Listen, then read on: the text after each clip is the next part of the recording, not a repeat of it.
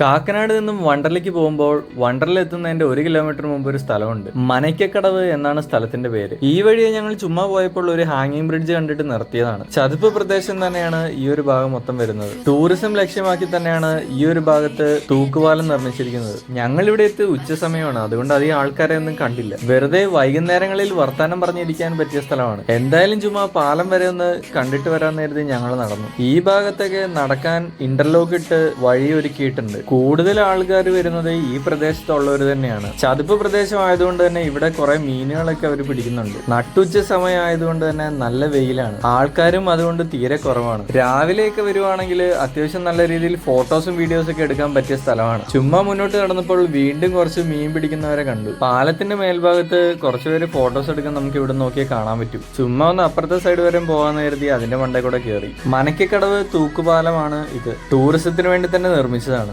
പാലത്തിന്റെ സൈഡിലും താഴേക്ക് ഇരുന്ന് ഫുഡ് കഴിക്കാനും കൂട്ടത്തോടെ ഇരുന്ന് വർത്താനം പറഞ്ഞിരിക്കുന്നവരെ നമുക്ക് കാണാം. പാലത്തിൽ നിന്ന് തന്നെ നമുക്ക് ദൂരേക്ക് നോക്കുമ്പോൾ വണ്ടർലേന്റെ ഭാഗങ്ങളാണ് ആ മുന്നിൽ കാണുന്നത്.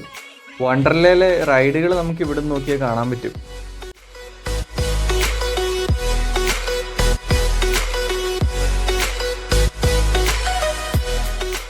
കുറച്ചുകൂടെ നല്ല വ്യൂ കിട്ടുമെന്ന് കരുതിയിട്ട് ഞങ്ങൾ കുറച്ചുകൂടെ മുന്നോട്ട് പോയി. ഒരു സൈഡിൽ പുഴയും മറ്റേ സൈഡിൽ ചതുപ്പ് നിലവുമാണ് വരുന്നത്. ആ ദൂരെ നമുക്ക് കാണാൻ പറ്റുന്ന അത് വീണ്ടും ഇതുപോലെ തന്നെ ഒരു ബ്രിഡ്ജ് അവിടെ ഉണ്ട്. കുറച്ചുകൂടെ മുന്നോട്ട് കടന്നപ്പോൾ വണ്ടർലാൻഡ് കുറച്ചുകൂടെ അടിപൊളി വ്യൂ കിട്ടി. ഉച്ച സമയം ആയതുകൊണ്ട് തന്നെ അധികം നേരം അവിടെ നിന്നില്ല. ഞങ്ങൾ അവിടെ നിന്ന് അടുത്ത സ്ഥലത്തേക്ക് വിട്ടു.